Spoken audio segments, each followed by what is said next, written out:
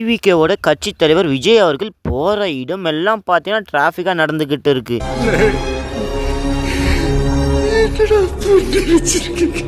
இவங்க பேச்சில் பார்த்தீங்கன்னா பல விமர்சனங்கள் பார்த்தீங்கன்னா பறந்துகிட்டு இருக்கு. ஸோ அது எல்லாத்தையும் நான் உங்களுக்காக சொல்ல போறேன். இந்த கூட்டம் காசுக்காகவும் பிரியாணிக்காகவும் வந்த கூட்டம் இல்லை, வெறும் ரசிகர்கள் கூட்டமும் இது கிடையாது. அப்போனா திருச்சியில் நடந்த முதல் பிரச்சாரத்தில் அவங்க என்ன மாதிரி பேசியிருப்பாங்க, ஸோ அந்த ஒரு பயணத்தில் என்னென்ன விஷயங்கள்லாம் நடந்துக்கிட்டு இருக்கு, மறுபடியும் முதல்ல இருந்தா ஸோ பெண்கள் பார்த்தீங்கன்னா அரியலூரில் வெயிட் பண்ணிக்கிட்டு இருப்பாங்க. ஸோ அவங்க எல்லாம் பார்த்தீங்கன்னா ஏமாந்த விதமாக பார்த்தா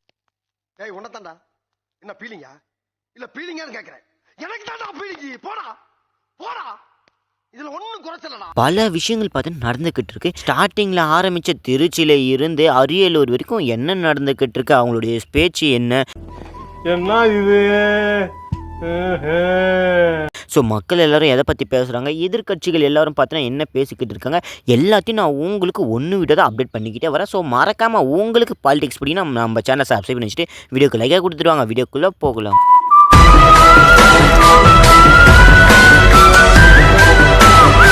இந்த கூட்டம் காசுக்காக வரல, பிரியாணிக்காகவும் வரல. இந்த கூட்டம் எதனால் சேர்ந்ததுன்னா திராவிட கட்சிகள் மீது இருக்கிற ஒரு வெறுப்பால் இந்த ஒரு கூட்டம் பார்த்தீங்கன்னா ஆட்சி அமைக்கணும்னு பார்த்தீங்கன்னா வந்த கூட்டம்னு பார்த்தா சொல்லியிருக்காரு.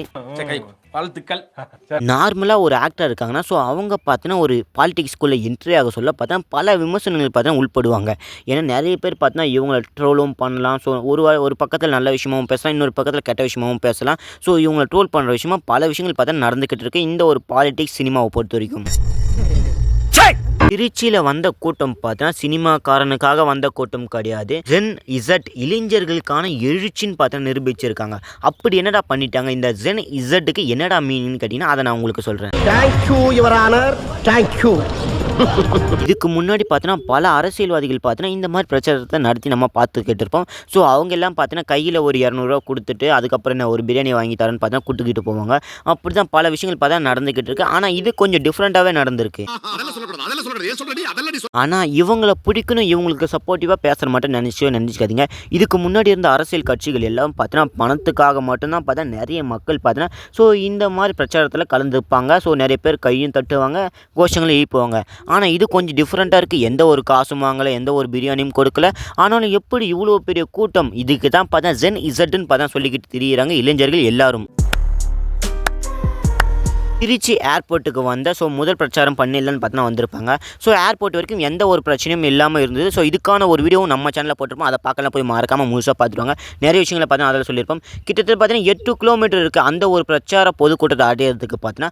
ஆனாலும் பார்த்தீங்கன்னா 8 கிலோமீட்டர் போகிறதுக்கு பார்த்தீங்கன்னா கிட்டத்தட்ட பார்த்தீங்கன்னா 5 மணி நேரத்துக்கும் மேலே பார்த்தீங்கன்னா நடந்திருக்கு. என்னடா இப்படி சொல்கிறேன்னு கேட்டிங்கன்னா அப்படி தான் நடந்திருக்கு. ரொம்ப தேங்க்ஸ் மாப்ள. இந்த அளவுக்கு நேரம் ரொம்பவும் செலவாகிறதுக்கு முக்கியமான காரணம் அவங்களுடைய ஜென் இசட் இந்த ஒரு இளைஞர்களால் மட்டும்தான் இந்த மாதிரி டைமை ஓட்ட முடியும். ஏன்னா அந்த அளவில் பார்த்தா இவங்களுடைய ரசிகர்களாக இருந்தாலும் சரி, இவங்களுடைய தொண்டர்களாக இருந்தாலும் சரி சூழ்ந்து நின்றுக்கிட்டாங்க. அந்த மாதிரி ஒரு வேற லெவலாக இருந்தது. யாரெல்லாம் நேற்று போய் பார்த்தீங்க இல்லைன்னு மறக்காமல் கமெண்ட்டில் சொல்லுங்கள். ஓகே. டிவிகேவோட கட்சி தலைவர் ஸோ விஜய் அவர்கள் பிரச்சாரம் செய்யறதுக்கு பார்த்தீங்கன்னா 22 நிமிடங்களை பார்த்தா இந்த டிஎம்கே ஆட்சி பார்த்தீங்கன்னா கொடுத்துருந்தாங்க. ஸோ அது 22 என்னடா இருக்குன்னு நான் உங்களுக்கு சொல்கிறேன். ஒரு தலைவருக்கு எந்த மாதிரிலாம் ஒரு அறிக்கையை வைக்கக்கூடாது, அதாவது பார்த்தீங்கன்னா கண்டிஷனை வைக்கக்கூடாதா, அந்த அளவில் பார்த்தீங்கன்னா மோசமாக நீ இந்த மாதிரி ஒரு இதுவே நடத்தக்கூடாதா சொல்கிற விதமாக பார்த்தீங்கன்னா பல விஷயங்களை பண்ணியிருக்காங்க. ரீசெண்டாக விஜய் அவர்கள் திருச்சிக்கு வந்ததா ஸோ நம்மளுடைய சிஎம்மாக இருந்துக்கிட்டு இருக்கிற முதலமைச்சர் மு.க. ஸ்டாலின் அவர்கள் பார்த்தீங்கன்னா ஒரு விஷயத்த சொல்லியிருப்பாங்க. ஸோ அவங்க என்ன விஷயத்த சொல்லியிருக்காங்கன்னு நான் உங்களுக்கு சொல்கிறேன். விஜய் அவர்கள் நிறையவே பேசியிருப்பாங்க. ஸோ அதில் ஒரு வழி தான் கொள்கை இல்லாத கூட்டத்தை கூட்டி கும்மாளம் போடும் கட்சி திமுக அல்ல. ஸோ இதுக்கு பார்த்தா ரெஸ்பான்ஸ் பண்ணுற விதமாக பார்த்தா மு.க. ஸ்டாலின் அவர்கள் பார்த்தா சொல்லியிருப்பாங்க. புரியலையே. இதுக்கு முன்னாடி பார்த்தீங்கன்னா திராவிட கட்சி எதிர்த்து எந்த ஒரு கட்சியும் பார்த்தீங்கன்னா வின் பண்ணதே கிடையாதான். ஆனால் இப்போ பார்த்தீங்கன்னா வின் பண்ணிடுவாங்களோ, வேற யாரெல்லாம் டிவிகே கட்சி ஜெயிச்சிருவாங்களோன்னு ஒரு பதற்றம் பார்த்தீங்கன்னா வந்துக்கிட்டு இருக்குன்னு பார்த்தா பேசிக்கிட்டு வராங்க. இவங்க பிரச்சாரம் பண்ணுறதுக்கு திருச்சிக்கு வந்ததால் பார்த்தீங்கன்னா 2 பேருக்கும் பயங்கரமாக ஷாக்கிங்கான பல விஷயங்கள் பார்த்தா நடந்துக்கிட்டு இருக்கு. ஏன்னா இவன் காசும் கொடுக்கல, பிரியாணியும் வாங்கி தரல, எந்த ஒரு ரெக்வஸ்ட்டும் விடலை. ஆனால் இவ்வளோ கூட்டம் எப்படி வந்திருப்பாங்க இவனுக்காக, இவனை போகவே விடாத பார்த்தீங்கன்னா அந்த அளவில் தடுத்து இவங்க கிட்ட கை கொடுக்கணும். ஸோ இவங்ககிட்ட பேசி அவனை ஃபோட்டோ எடுத்து அவனு பார்த்தா அவ்வளோ ஒரு ரசிகர்கள் பார்த்தா காத்துக்கிட்டு இருந்தாங்க. நன்றி நன்றி நன்றி. விஜய் அவர்கள் பல விஷயங்கள பார்த்தீங்கன்னா பேசியிருப்பாங்க. ஸோ அங்கிள் அந்த ஒரு வார்த்தைய பார்த்தா மிஸ் பண்ணிட்டு, அதாவது பார்த்தா யூஸ் பண்ண வேணான்னு நீங்க சொன்னா கூட கோச்சிக்கிறீங்க. அதனால சார்ன்னு பார்த்தா ரெஸ்பெக்ட்ஃபுல்லா பார்த்தா சொல்லியிருப்பாங்க. ஸோ அதுக்கப்புறம் நான் பல நிபந்தனைகளை பார்த்தா சொல்லியிருப்பீங்க ஜெயிக்கிறதுக்கு முன்னாடி. ஜெயிச்ச பிறகு பார்த்தா இன்னும் பாதி கூட முடிக்கல. இதெல்லாம் ஒரு பொழப்பான்னு பார்த்தா பல விஷயங்கள பார்த்தா சொல்லிக்கிட்டு இருப்பாங்க. ஸோ மக்களுக்கு ஒரு நீதி வேணும், நியாயம் வேணும். அதுக்கான அரசு தான். ஸோ எங்களுடைய அரசு டிவிகே கட்சின்னு பார்த்தா சொல்லிக்கிட்டு இருப்பாங்க. சரி, இத பத்தி நீங்க என்ன நினைக்கிறீங்கன்னு மறக்காம கமெண்ட் சொல்லிட்டு, இந்த ஒரு வீடியோ பிடிச்சா மறக்காம லைக்கை கொடுத்துருங்க. உங்கள் ஃப்ரெண்ட்ஸுக்கெல்லாம் ஷேர் பண்ணி வச்சுருங்க. அப்போ தான் தினமும் இந்த மாதிரி அப்டேட்டை பார்த்தா தினமும் தெரிஞ்சுக்க முடியும். ஸோ சப்ஸ்கிரைபும் பண்ணி வச்சுங்க. அதுதான் ரொம்ப மெயினாக. அப்போ தான் நம்ம போடக்கூடிய வீடியோ பார்த்தா உங்களுக்கு தினமும் நோட்டிஃபிகேஷனாக பார்த்தா வந்துக்கிட்டு இருக்கும். அந்த பெல் பட்டனையும் பார்த்தா ஆன் பண்ணி வச்சுங்க. This is an unwanted statement irrelevant to the current situation.